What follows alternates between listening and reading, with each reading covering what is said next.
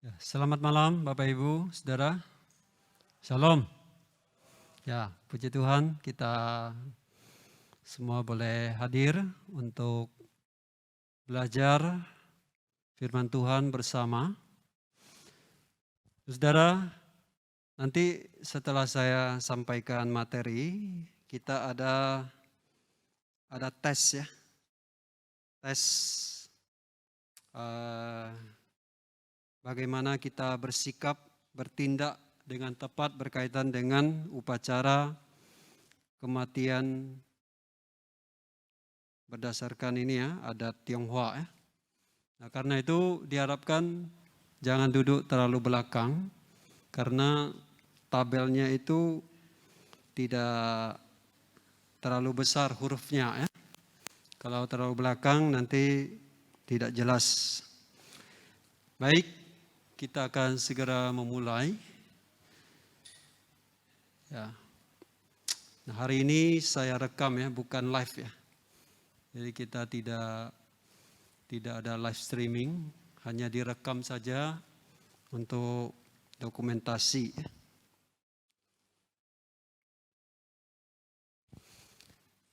Semua sudah makan? Sit Pak Umang? Ya, cuaca panas gini nafsu makan juga turun pasti ya.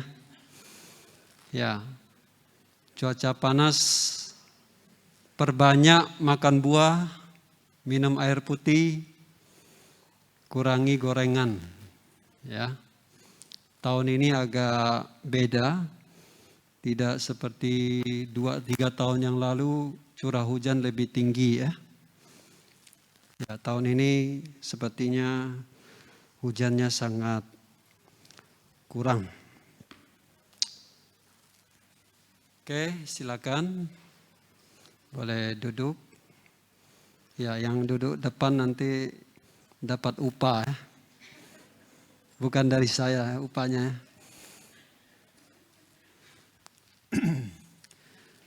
Baik, saudara sekalian, kita akan memulai kelas teosik kita yang sudah tertunda beberapa bulan karena pandemi.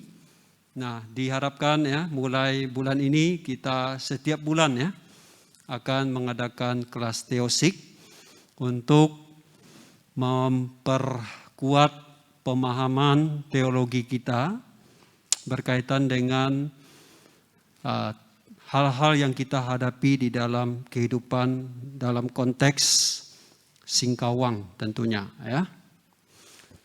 Baik, mari kita berdoa terlebih dahulu.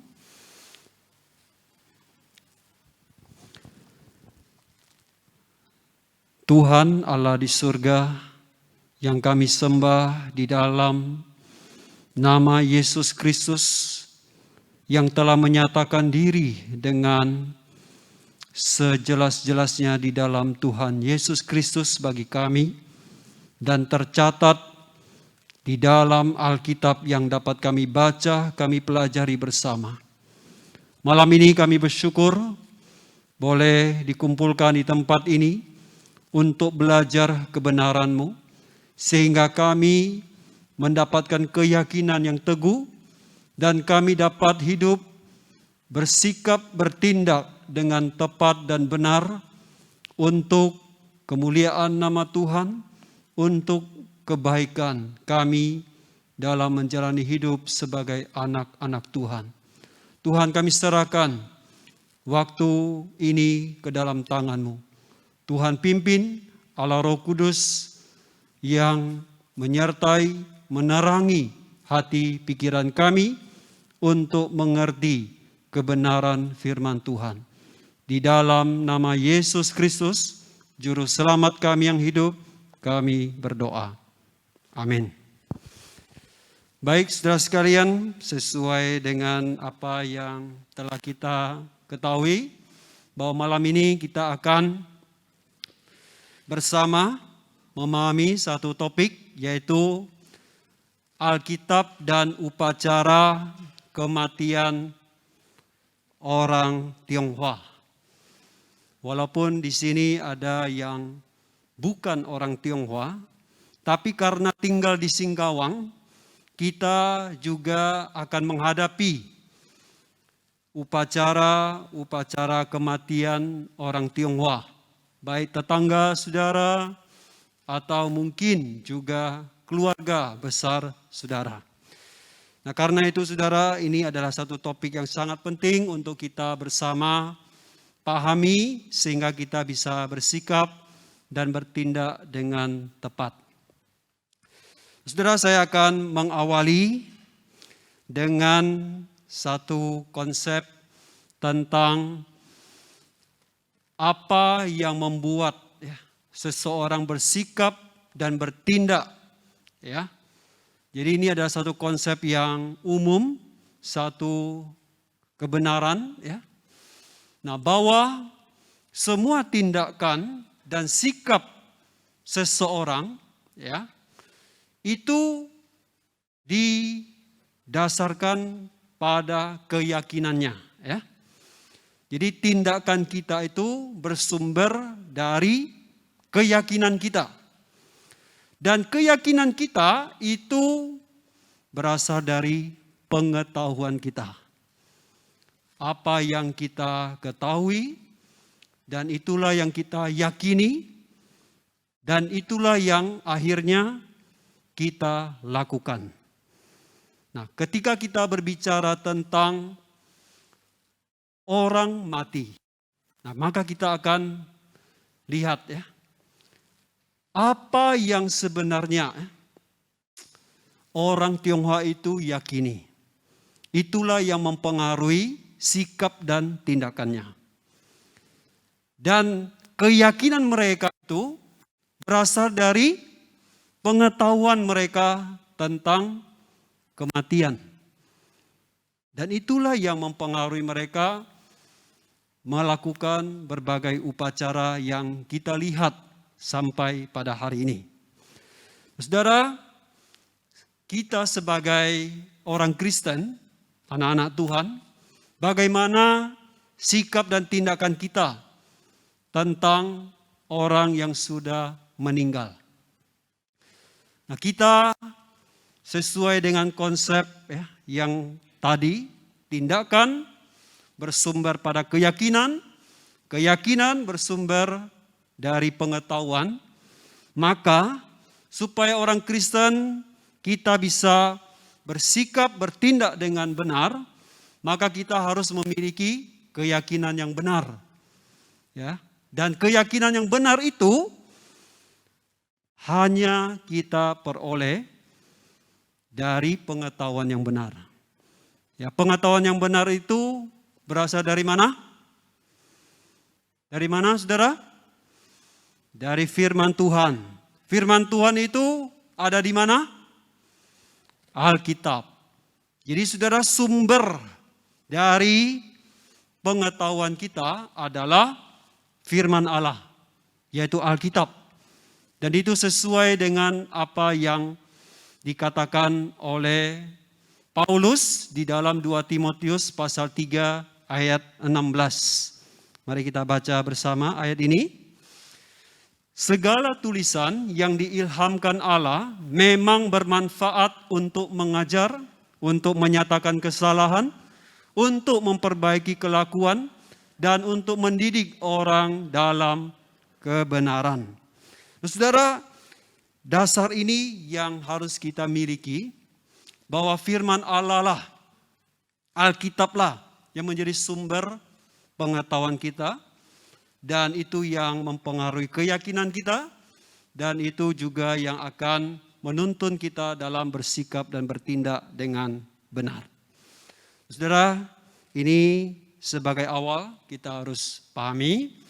Lalu sekarang saya mengajak kita untuk melihat apa yang orang Tionghoa percayai tentang orang yang sudah meninggal. Saudara, kita perlu tahu sebenarnya apa yang orang Tionghoa percaya. Apa yang mereka ketahui, ya, pengetahuan apa sih yang mereka miliki sehingga mereka melakukan upacara yang sedemikian rumit tentang orang mati.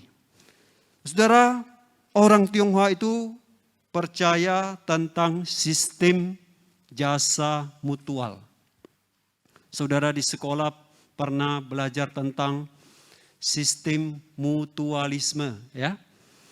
Seperti ya, kupu-kupu, lalu dia menghisap ya, madu di bunga, lalu bunga itu akhirnya menghasilkan pembuahan dan menghasilkan buah tentunya. Saudara, sistem jasa mutual ya, saling menguntungkan, saling mempengaruhi antara orang hidup dan orang mati, itu yang diketahui dan diyakini oleh mereka. Ya. Sistem mutual ini, yang pertama orang mati mendapatkan jasa melalui perbuatan yang dilakukan orang hidup kepadanya. Lalu yang kedua, orang hidup dapat terhindar dari bahaya dan memperoleh berkat karena perbuatannya pada orang mati. Saudara, ini yang membuat orang kenapa begitu giat melakukan sembahyang kubur. Ya. Karena mereka punya pemahaman orang mati itu bisa dapat jasa karena perbuatan orang hidup. Begitu juga orang hidup bisa dapat berkat dari orang mati. Nah, saudara, ini yang mereka yakini. Nah, bagaimana Alkitab melihat ini? Mari kita lihat terhadap konsep jasa mutual ini, apa yang Alkitab katakan. Nah, Alkitab sangat jelas mengatakan bahwa sesudah kematian, nasib seseorang sudah ditentukan oleh Tuhan. Tidak bisa dipengaruhi oleh orang yang masih hidup. Yaitu berdasarkan firman Tuhan di dalam Ibrani pasal 9 ayat 27, kita baca bersama. Dan sama seperti manusia ditetapkan untuk mati hanya satu kali saja, dan sesudah itu dihakimi. Saudara, ini sangat jelas memberitahu kita bahwa Tuhan sudah menetapkan orang mati, ya, itu apa yang akan terjadi. Ya. Dia akan dihakimi. Ya, dia tidak bisa menentukan keberadaannya seperti apa, atau orang hidup juga tidak bisa mempengaruhi kondisi orang mati. Tuhan sudah menetapkan mereka. Lalu, saudara, kita lihat bahwa orang Tionghoa juga percaya akan konsep yin yang. Ya. Konsep yin yang ini juga dihubungkan dengan pemahaman mereka tentang orang mati. Ya. Orang Tionghoa percaya bahwa kematian itu memisahkan yin dan yang. Jadi roh orang mati itu terdiri dari yin dan yang. Yinnya apa, saudara? Yin dari roh orang mati itu adalah hantu orang mati yang jahat, ya, sifat jahatnya, ya, yang roh ini tidak bisa dilahirkan kembali dan tidak bisa menuju alam bahagia dan akan musnah. Lalu sebelum musnah dapat mengganggu orang hidup. Nah, saudara, ini yang mereka ketahui dan yakini. Ada unsur yin dari roh orang mati. Nah, selain yin, ya, yang warna hitam, ada titik putih itu, ada juga bagian putih yang ada titik hitam itu, saudara. Itu ada yang. Nah, yang itu adalah dewa orang mati yang mampu menguasai hantu orang mati. Menguasai yin itu. Ya. Dan akan hidup terus jika orang hidup mempersiapkan apa yang dibutuhkannya.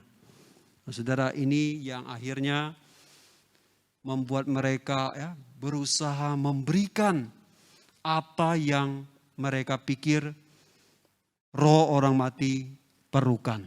Ya, berikan sebanyak-banyaknya supaya dia bisa terus hidup. Lalu akan menetap di 3 tempat, ya. Dewa orang mati ini, ya, yang ini, unsur yang dari roh orang mati ini akan hidup dan menetap di 3 tempat. Yang pertama, ya, sebagian akan tinggal di langit barat. Langit barat ini di mana? Saya juga kurang tahu. Ini bicara tentang dunia orang mati, ya. Itu mereka percaya di langit barat. Lalu, ya, yang sebagian lagi, ya, itu di kuburan untuk menerima persembahan sesajian dari orang hidup.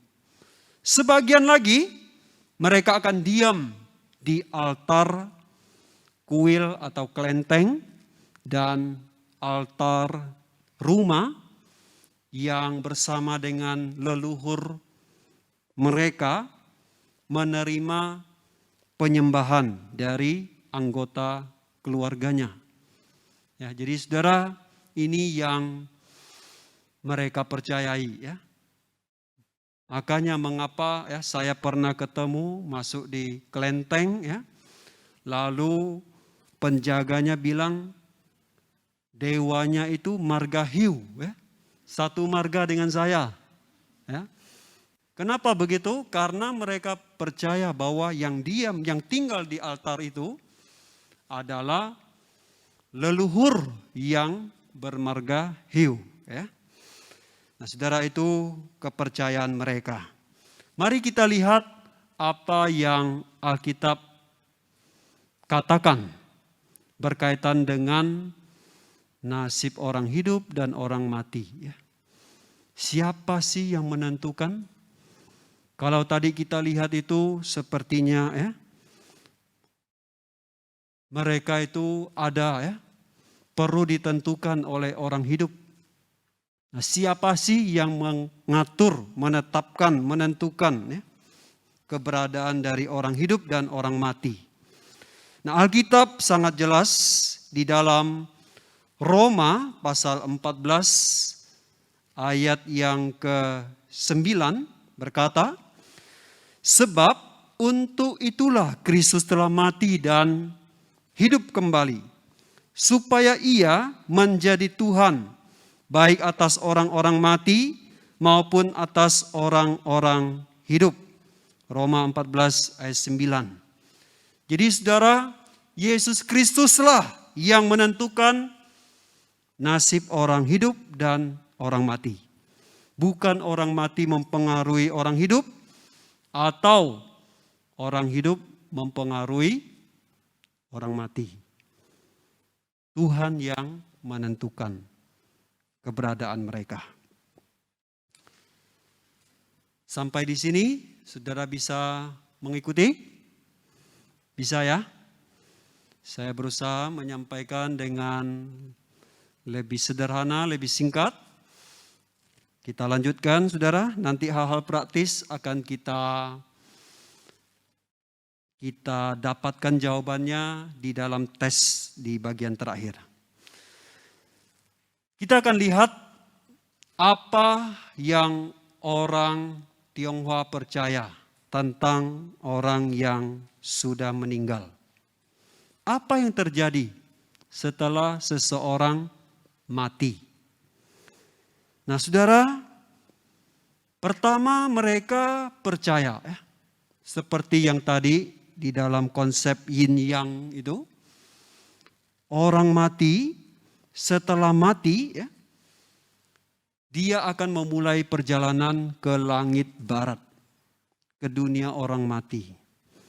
Nah, di dalam perjalanan itu saudara, perlu ya banyak upacara untuk dilakukan orang hidup bagi orang mati. Ya, kita melihat mereka ya harus menangis keras-keras, harus menaruh uang logam di mulut atau permata, ya. Kasih tongkat di tangan, kasih nasi, kasih kipas, sepatu, apalagi kasih sikat gigi, ya.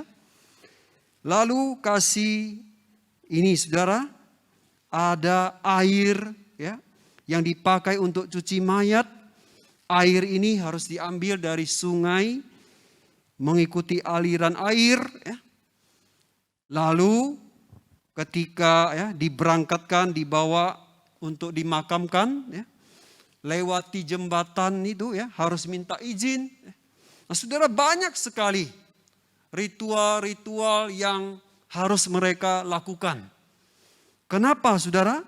Karena dia tidak ingin ya, roh orang mati itu akhirnya terganggu perjalanannya atau tidak jadi pergi.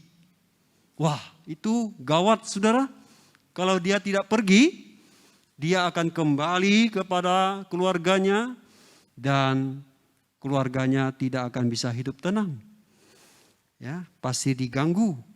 Jadi saudara, ini yang menyebabkan mereka harus melakukan banyak ritual, dan karena perjalanan ini ya, perjalanan yang panjang, butuh 49 hari ya.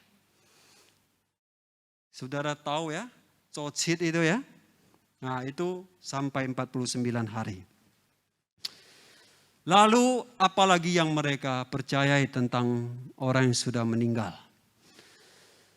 Mereka yakin, percaya bahwa selama 49 hari, roh orang mati itu masih dapat kembali.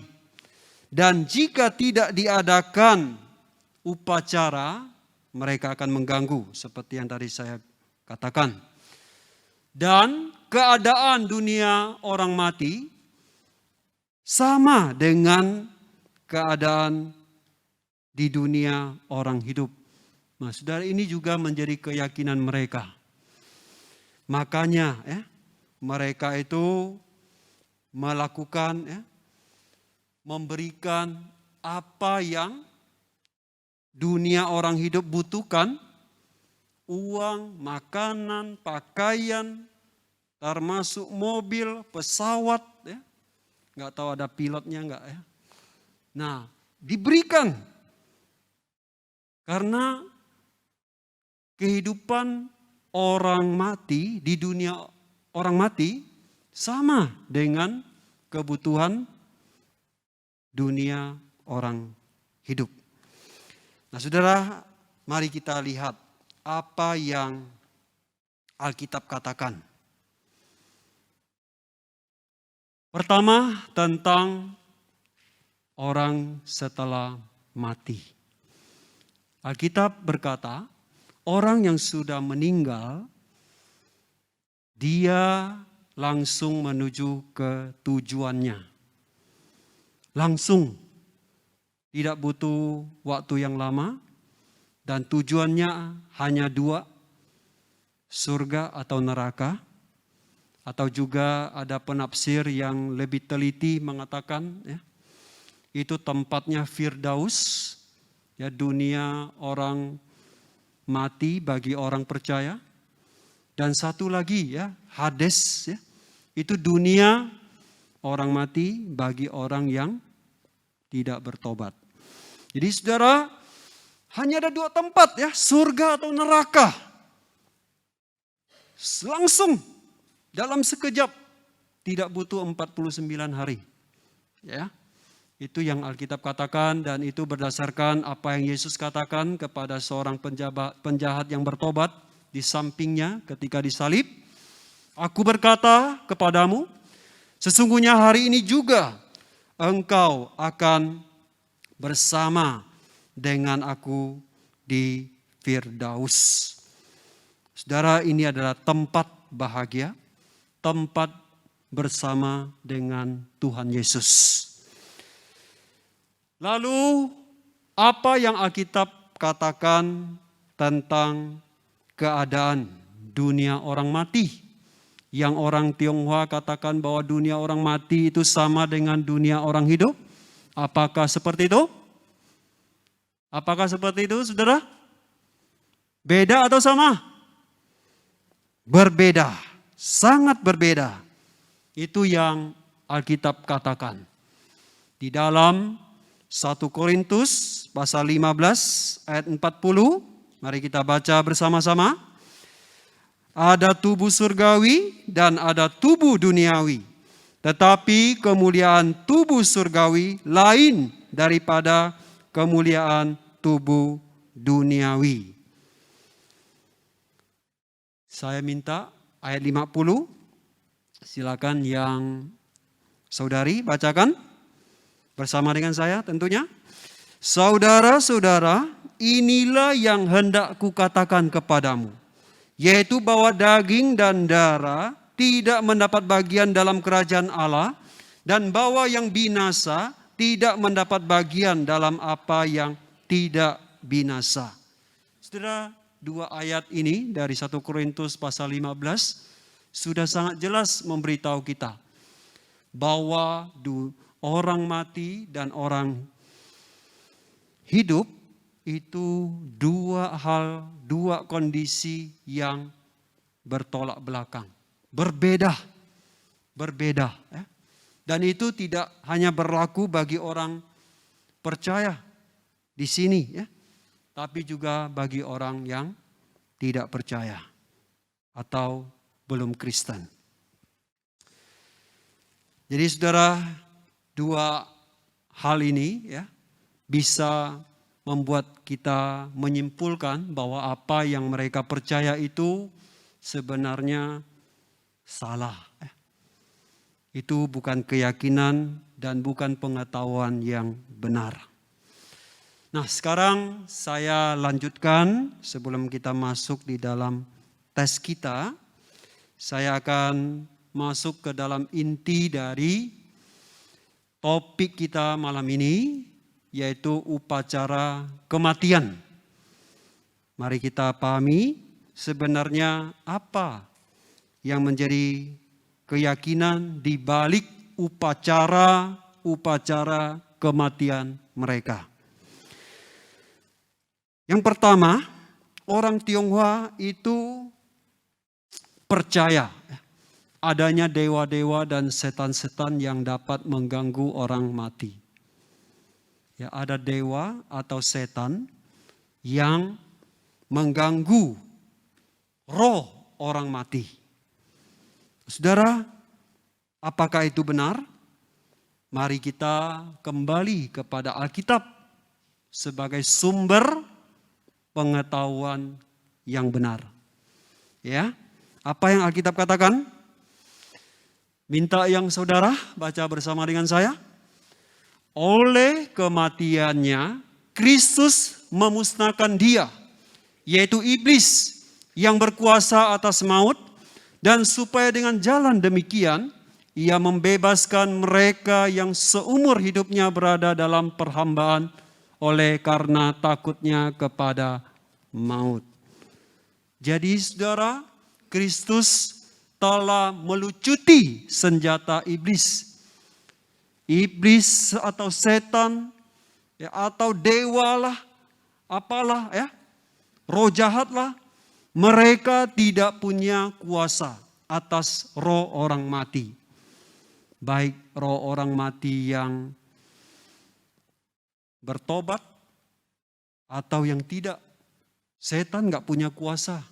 Bahkan setan sendiri, iblis sendiri ada di bawah kuasa Allah. Bagaimana dia bisa mengatur keberadaan atau mengganggu orang mati? Dia sendiri pun di bawah kendali Tuhan. Ada amin? Itu Alkitab yang katakan, ya. Jadi Itu kebenaran yang harus kita miliki. Lalu yang kedua, orang Tionghoa percaya bahwa kematian itu sebagai satu kesialan. Sebuah kesialan yang harus dihindarkan. Ya, makanya saudara, kita lihat ya, mereka itu kalau datang ya di acara kematian, benang merah itu tidak pernah ditinggal.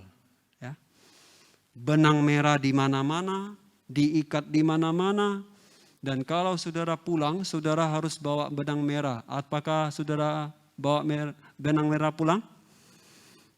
Kalau saudara bawa benang merah pulang karena takut dapat sial, berarti saudara malam ini mari kita pahami ya.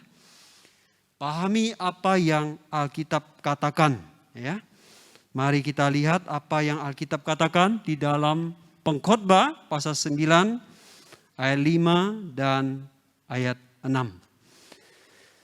Saya bacakan, karena orang-orang yang hidup tahu bahwa mereka akan mati, tetapi orang-orang mati tak tahu apa-apa. Tak ada upah lagi bagi mereka.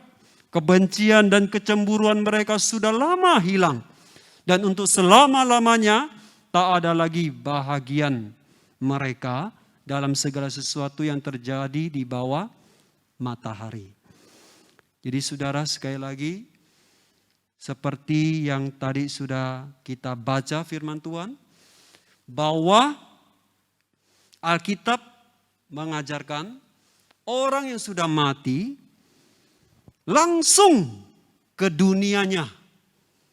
Jadi tidak ada lagi kuasa, kesempatan untuk mengganggu kita orang hidup. Tidak ada kesialan dalam sebuah kematian, ya, dalam sebuah acara kematian, tidak ada kesialan, ya, saudara. Jadi tak usah bawa benang merah pulang ya. Tapi kadang kalau saya kasih handuk yang diikat benang merah itu ya, ya sudah dikasih saudara, ya diambillah ya. Nah bawa pulang. Saya pakai jadikan tali ya untuk ikat ini dan itu ya. Nah lalu pertanyaan saudara, kenapa upacara orang Kristen ya? Ini gereja yang layani, kenapa pakai benang merah? Nanti kita bahas ya. Nah saudara, ini hal yang mereka percayai. Saya sampaikan dua lagi apa yang mereka percayai dengan cepat. Yang ketiga, ada pengaruh benda-benda langit terhadap nasib manusia. Karena itu upacara pemakaman harus melihat waktu yang tepat, ya, hari yang tepat. Lihat hari yang baik. Jangan hari tanggal 4 ya, Imlek atau apa gitu ya. Nah itu karena mereka percaya ada benda langit yang bisa mempengaruhi nasib orang mati. Nah firman Tuhan jelas ya, bahwa benda-benda langit itu adalah ciptaan Tuhan. Dan berdasarkan Kejadian pasal 1 ayat 14 sampai 19, Tuhan menciptakan benda-benda penerang, ya, menempatkannya di cakrawala untuk memisahkan siang ya dari malam. Dan semuanya itu baik adanya. Semua itu adalah untuk kebaikan bagi kehidupan manusia. Jadi tidak ada hal yang buruk yang didatangkan oleh benda-benda penerang di langit. Tidak ada. Ya. Itu adalah ciptaan Tuhan yang baik untuk manusia. Lalu yang keempat, mereka percaya bahwa pentingnya menjaga keharmonisan alam dan kekuatannya. Maka mereka harus mengatur makam itu sesuai dengan Hong Shui atau Feng Shui. Ya. Jadi nggak boleh sembarang tuh. Ya. lihat kuburan mereka itu, ya, beda-beda kan? Ada yang hadap mana, hadap kanan, kiri, ya, belakang. Jadi itu karena melihat ya, feng shui itu ya. Apa yang Alkitab katakan?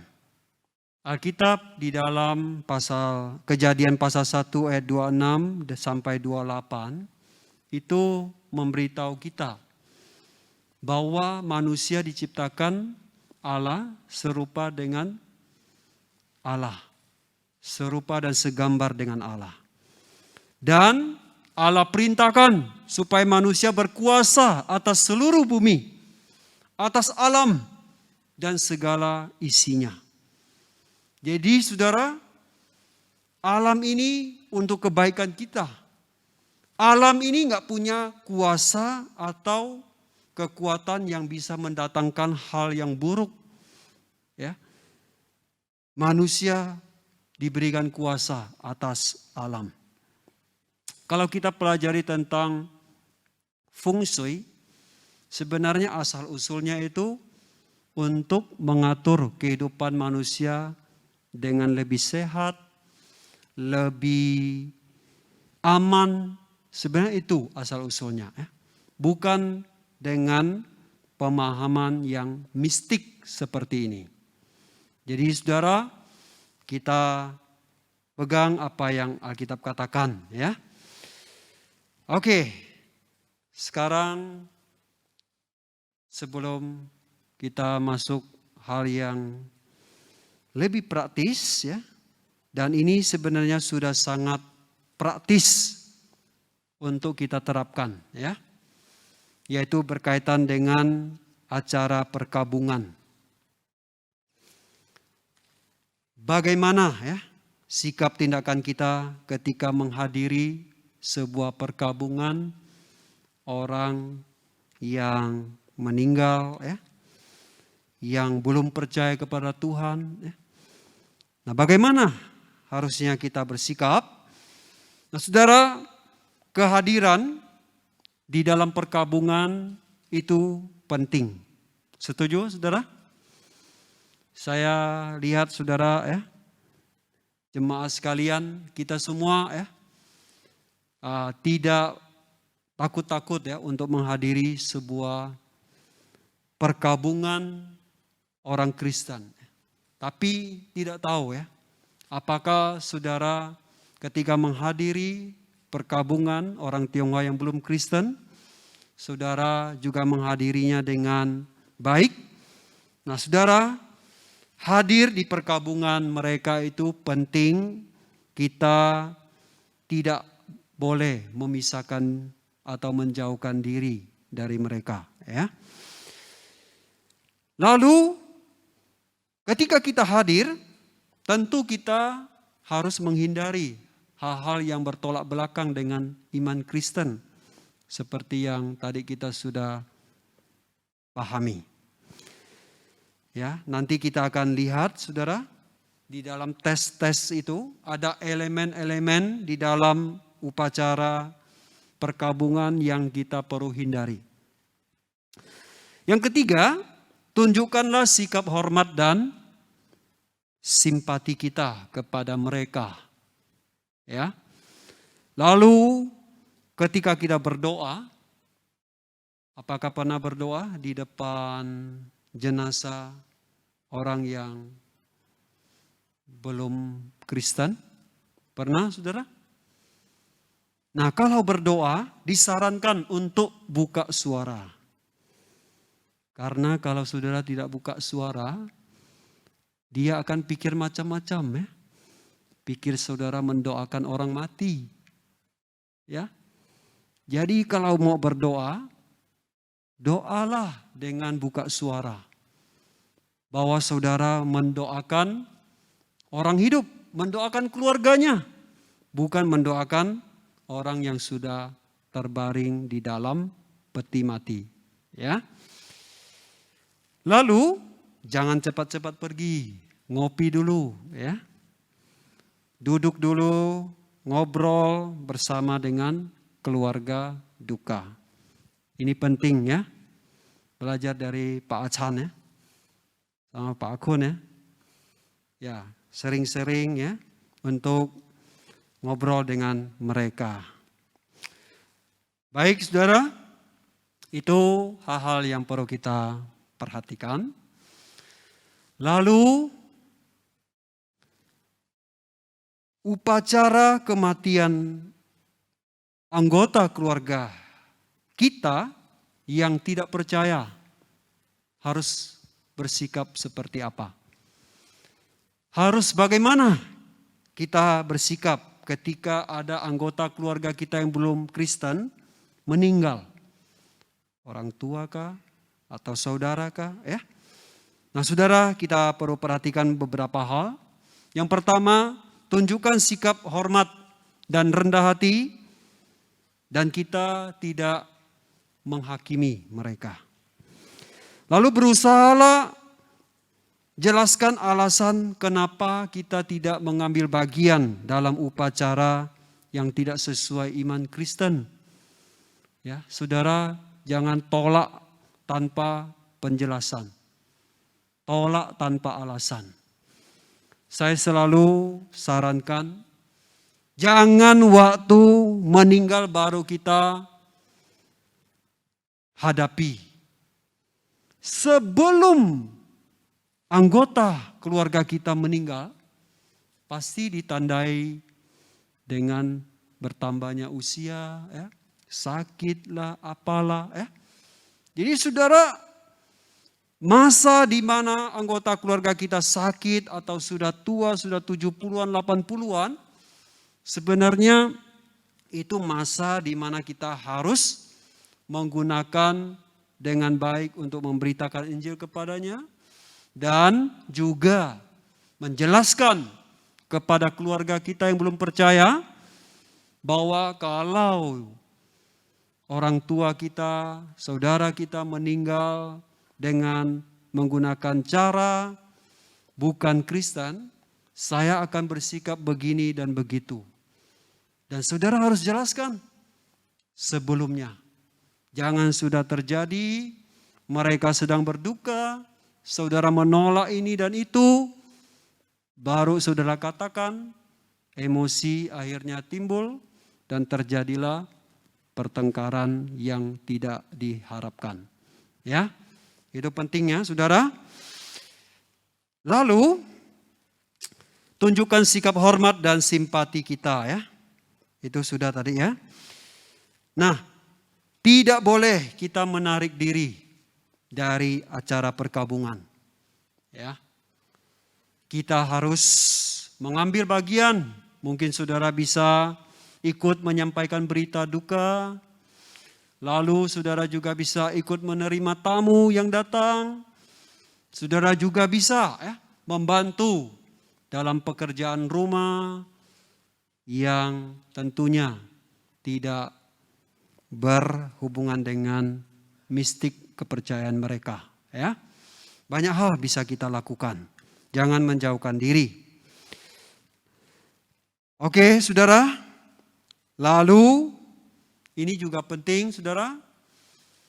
Kalau ya, usahakan ya, bisa menghubungi gereja, memberitahu gereja, para hamba Tuhan, untuk hamba Tuhan dan jemaat juga bisa kunjungi dan berikan perhatian. Ya. Bahkan juga bisa mengadakan doa di rumah duka. Ya, saudara, itu bisa dilakukan.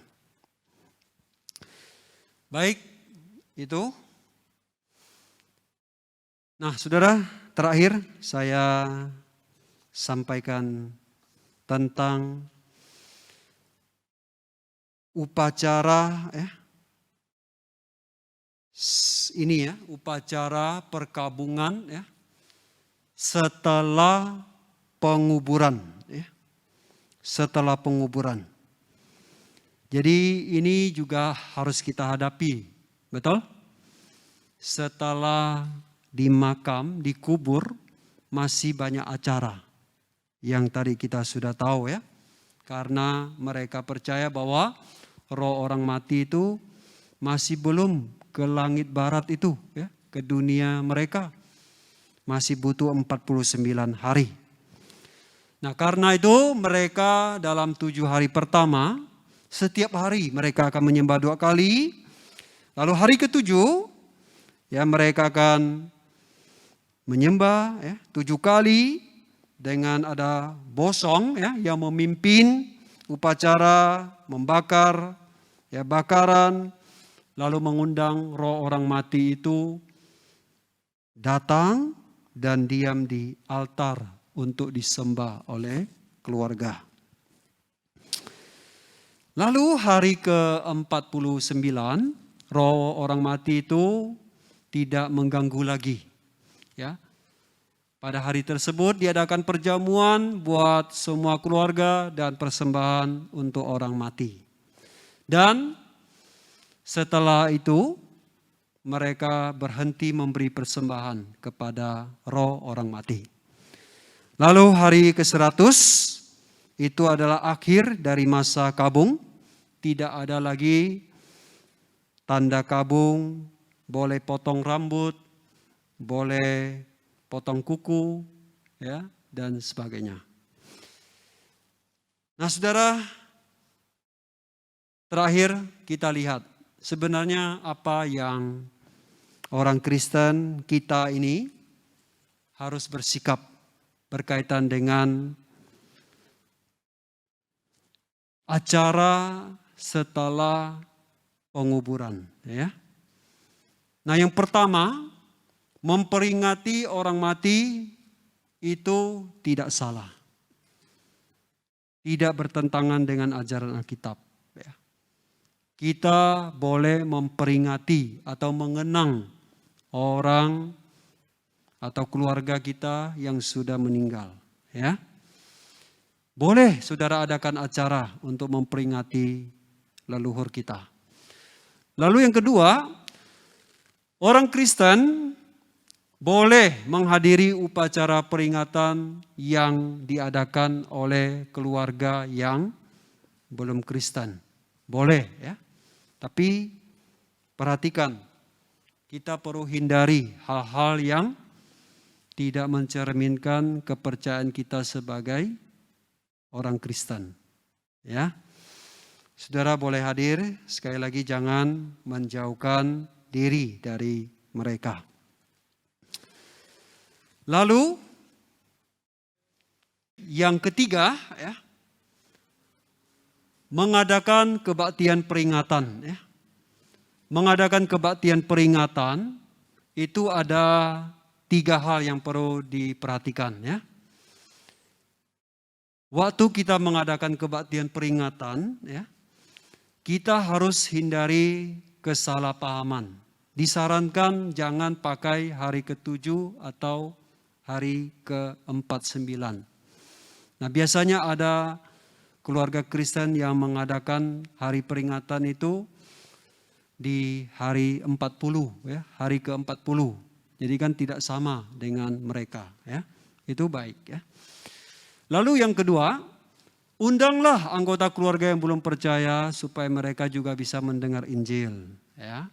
Lalu yang ketiga, jadikanlah kesempatan untuk mengajar tentang menghormati orang tua yang Alkitab sangat tekankan supaya orang Kristen, anak-anak Tuhan juga menghormati orang tua. Baik, saudara, itu hal-hal yang kita semua perlu pahami, ya, berkaitan dengan peringatan orang yang sudah meninggal.